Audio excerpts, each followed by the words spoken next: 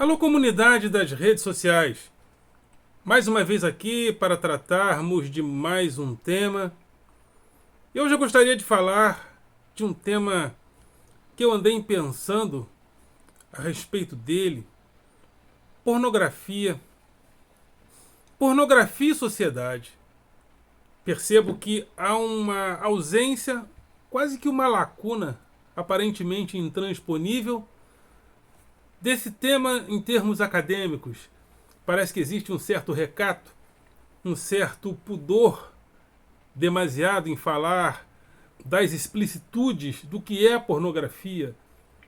Poucos intelectuais se debruçaram sobre filmes pornográficos para avaliá-lo do ponto de vista acadêmico. Mas eu gostaria de emprestar a minha modestíssima para refletir sobre o que é pornografia. E o que é pornografia na sua dimensão social, cultural e política. Porque parece que estamos vivendo um momento pornográfico do ponto de vista político, como nunca vivemos na nossa história. Mas antes de entrarmos nesse tema, gostaria de convidar você para se inscrever no nosso canal, dar o seu like, fazer o teu comentário e a compartilhar nosso material com outras pessoas. E ao se inscrever, acione o sininho para receber notificações de novos vídeos. Dê like, compartilhe, participe.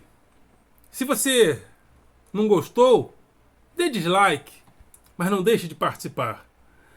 E, sobretudo, se você entende a importância desse canal, seus objetivos, que são dois. Nós estamos aqui para convidar a classe dos professores a participarmos a cada dia que passa do debate público. Professores, venham para o debate público. Ainda não estamos nos grandes meios de comunicação, mas estamos aqui.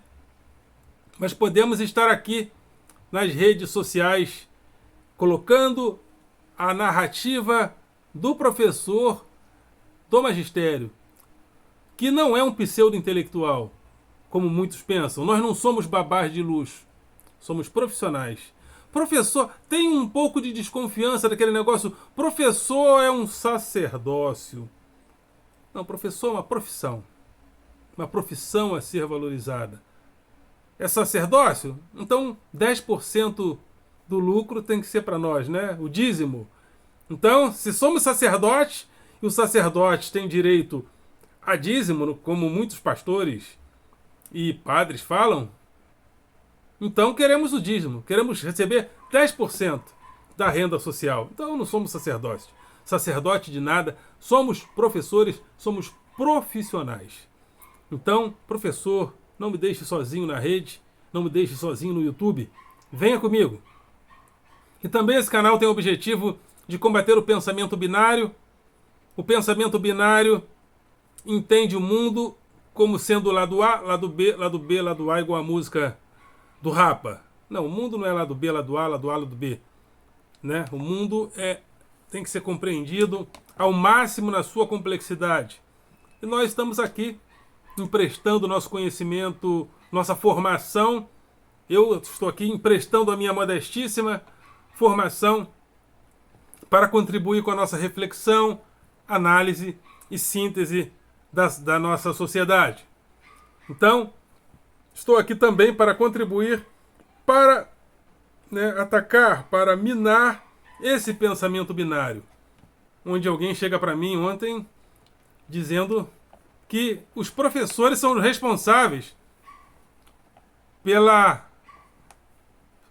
desastre que há na sociedade, porque os professores, eles ensinam as pessoas a serem gays. Sabe aquela bobagem de sempre? Pensamento binário é o que aparece para o cara na rede e ele só entende o mundo através do grupo de WhatsApp que ele faz parte. Vão se formando esses pensamentos binários. O mundo com professor é ruim. O mundo sem professor vira um paraíso. Pensamento binário. Então, é isso aí. Então, também tem o meu grupo de Facebook, Filosofia com Eldon Rosa Masson, e o meu grupo através do endereço rosamaçom.blogspot.com. É o meu blog, rosamaçom.blogspot.com. Rosa Maçom sempre com 2 S e tudo junto. Então vamos ao tema de hoje. Pornografia e sociedade. Nunca vivemos um momento pornográfico tão explícito assim. Porque antigamente discutíamos as relações entre o público e o privado. Então, o que seria a corrupção tradicional? A corrupção tradicional é aquela corrupção onde o privado procura instalar-se no público para se locupletar. Porém, no governo Bolsonaro as coisas são diferentes. O que há é uma tentativa de corrupção entre o íntimo e o privado. Ou seja, quem tem que estar controlando esse país de meu Deus? Minha família, meus filhos, Flávio, não sei o que e não sei o que. De vez em quando eu esqueço o nome deles, graças a Deus. Mas quem tem que estar controlando o Brasil? Meus filhos, minha família, a broderagem de Rio das Pedras, a broderagem, ou seja, os Queiroz da vida. Então, já não é aquela relação tradicional onde o privado procura instalar-se no público para se locupletar. Mas essas relações se dão entre o íntimo e o privado. E o que seria a pornografia? A pornografia é exatamente a exposição demasiada da intimidade, a exposição explícita da intimidade. E uma coisa que eu percebo é que como nesse governo as coisas que deveriam ser, inclusive, escondidas por não serem ilícitas, elas vão aparecendo de forma explícita, de forma pornográfica. Então o sujeito diz, os grupos dizem, nós somos contra a corrupção. Aí quando um assassino, ou seja, uma pessoa considerada um miliciano, chega todo mundo na passeata dos bolsonaristas, todo mundo vai abraçá-lo, comemorá-lo, ou seja, a corrupção está aqui, mas essa é a nossa. Essa é a nossa corrupção. Então as coisas deixam de ser. Então as coisas passam a estar nesse lugar de pornografia, ou seja, é assim. Nossa corrupção é assim. Nós dizemos que não é, mas ele está exposta explicitamente de maneira pornográfica. Então há uma pornografia no sentido da safadeza. Aí aparecem os pastores falando em nome de Deus, de coisas que há pouco tempo atrás eles falavam diferente, mas agora muda. Aí, em relação a certas corrupçõezinhas, aparece o pastor A, o policial B. Então, há uma pornografia. E a pornografia como exposição de uma tentativa de se locupletar do Estado através da intimidade. Porque isso é a pornografia. É a exposição da intimidade. Então, se há corrupção, ao invés dela ser preservada num lugar privado, não, ela é praticada num lugar íntimo de exposição, de explicitude, de pornografia. Mas praticamente não há muitos estudos acadêmicos sobre a pornografia. Praticamente não há. Parece que há um certo pudor em falar disso, mas Byung-Chul Han, no seu livro A Agonia do Eros e também em Sociedade do Cansaço, ele tem falado sobre a sociedade pornográfica que foi construída nesses últimos dias, nessa nossa vida em rede, onde nós expomos nossas intimidades, segundo Byung-Chul Han, de forma pornográfica. E esse texto e essa fala de Byung-Chul Han veio a completar uma coisa que eu venho falado há algum tempo, inclusive no meu Facebook, Eldon de Azevedo Rosa, é assim que está lá no meu Facebook. Eu coloquei, e também no meu grupo de Facebook, eu coloquei de novo o meu texto pornologia entre o sagrado e o safado, porque eu tenho pensado nesses últimos tempos na pornografia como elemento social, político, cultural, que não é muito falado, que não é muito colocado do ponto de vista intelectual, acadêmico. E eu estou aqui emprestando a minha modestíssima participação de professor de filosofia e sociologia da escola pública para essa reflexão. Vamos pensar sobre isso.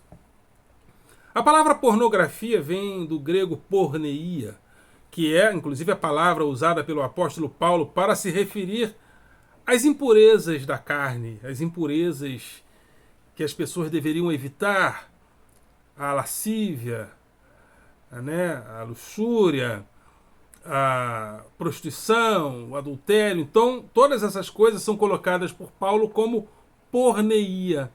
Porneia, ela traz nessa palavra o radical do que nós chamamos de pornografia.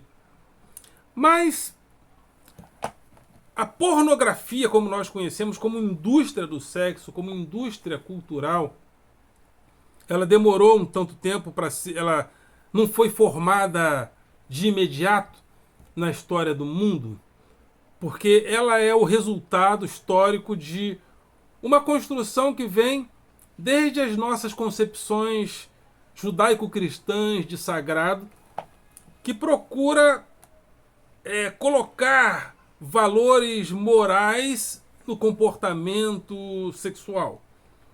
Então nós temos uma tradição judaico-cristã que procura colocar limites morais no nosso comportamento sexual.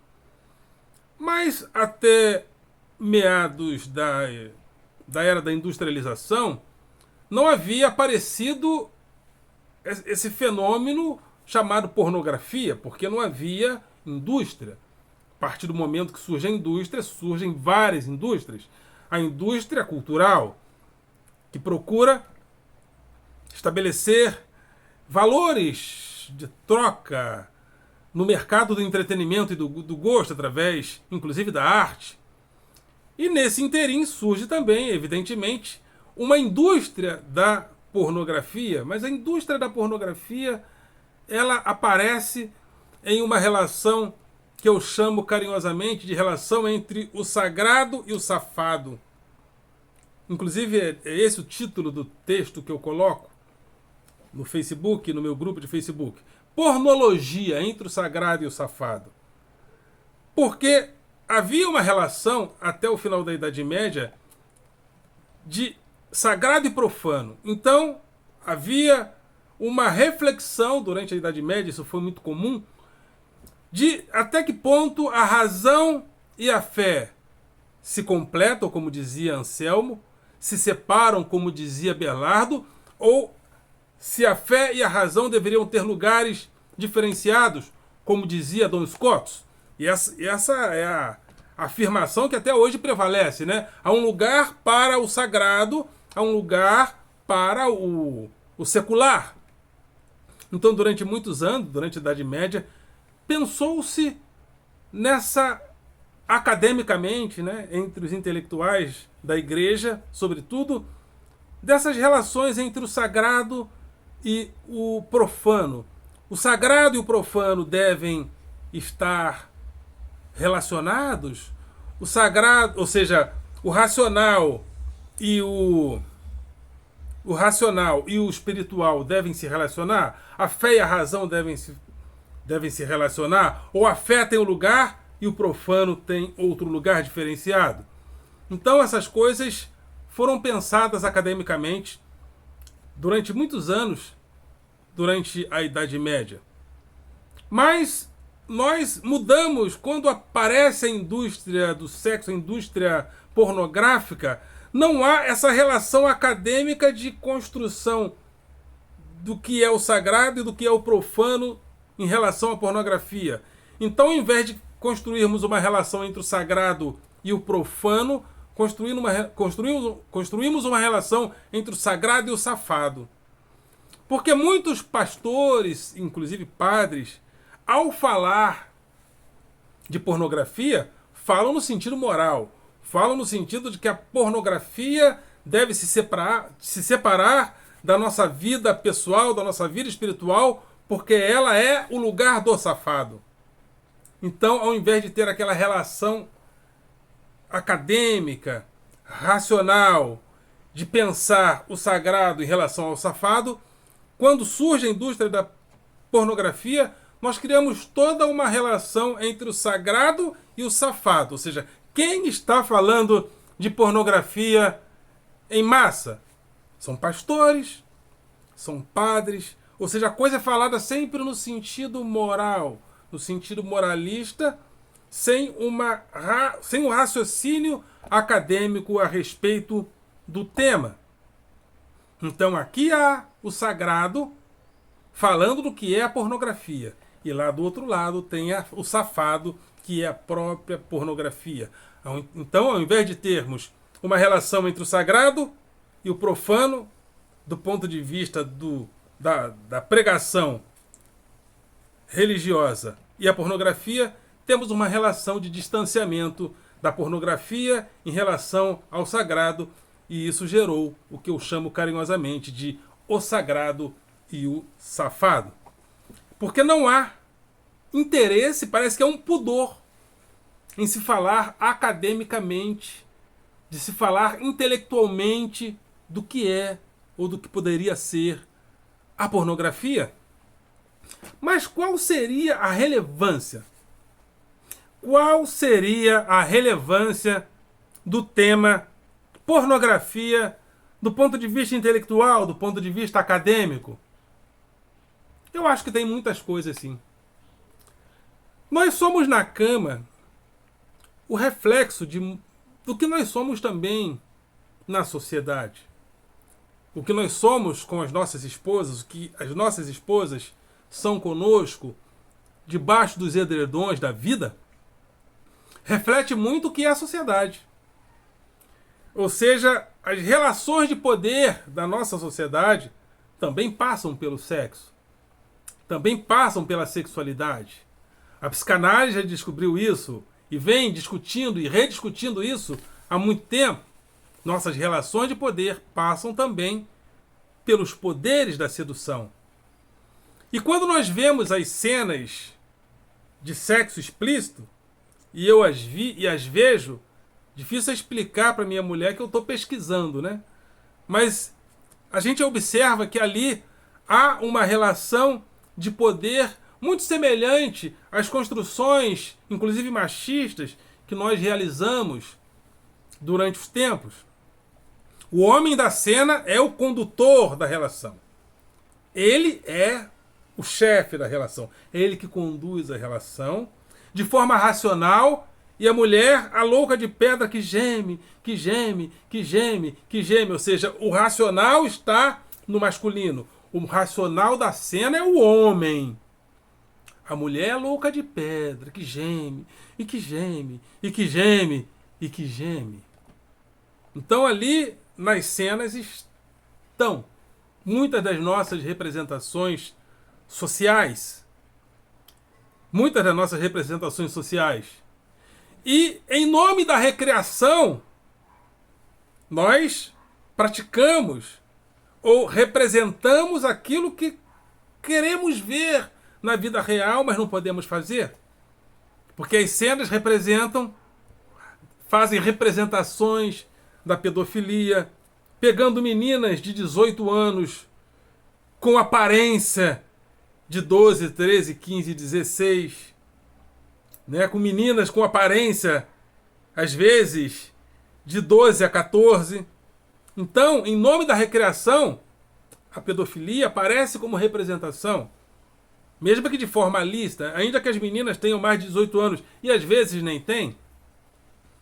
O estupro está nas cenas também, representado, muito bem representado, sempre de forma machista, como o homem dominando as fêmeas indefesas. Essas coisas aparecem na cena. E o homem, o racional, e a fêmea, ao ser dominada, se entrega. E ainda que ela seja estuprada, o prazer aparece. Então, as representações do que nós somos socialmente aparece nas cenas. Mas isso é muito pouco falado, é muito pouco levado em consideração. Até os ícones da nossa cultura, da nossa academia, que falaram e falam de sexualidade, geralmente eles não se debruçam diretamente no tema pornografia.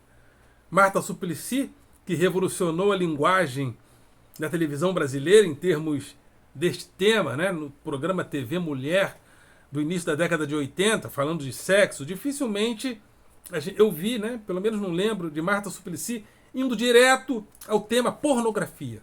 Pode até ser que sim, mas eu ainda não vi. E quando eu faço uma pesquisa rápido, eu nunca encontro um trabalho acadêmico que se debruça na pornografia. Um cara que vai lá no set de filmagem fazer um trabalho acadêmico. Há um pudor. Mulheres, então, né, seriam talvez muito julgadas se fizessem isso. Então não há. Então há uma lacuna nesse sentido. Outro que eu via, né, Flávio Gicovati, um sexólogo que morreu até cedo, morreu aos 72 anos, né? Também falava de sexualidade, mas não ia explicitamente na pornografia, pelo menos eu não via. E tantos outros que eu vi, eu não via essa busca da sexualidade no sentido de estudar a pornografia. E eu penso que talvez a própria academia está nos devendo essa. Então eu estou aqui fazendo uma provocação. Alô, acadêmicos! Alô, pesquisadores! Nos debrucemos sobre esse tema. Por quê? Porque ele tem uma relevância. Ele diz... A pornografia diz muito do que nós somos. E eu fazendo uma relação entre a sociedade que nós vivemos, né? Essa sociedade que Byung-Chul Han chama de pornográfica, no sentido de expor as suas intimidades. Nossas intimidades são expostas. E meninas de 9, 10 anos já se expõem, né, nas telas para se dizer mocinhas, já mandam fotos nuas, mostrando todas as suas entranhas na tela para um garoto de 15, 16, 17, 18 anos, ou até para um homem. E essas coisas se espalham na rede. Eu não sei como os governos vão fazer para correr atrás dessas imagens, porque elas explodem na rede. E as pessoas vão aprendendo que as suas intimidades devem ser expostas.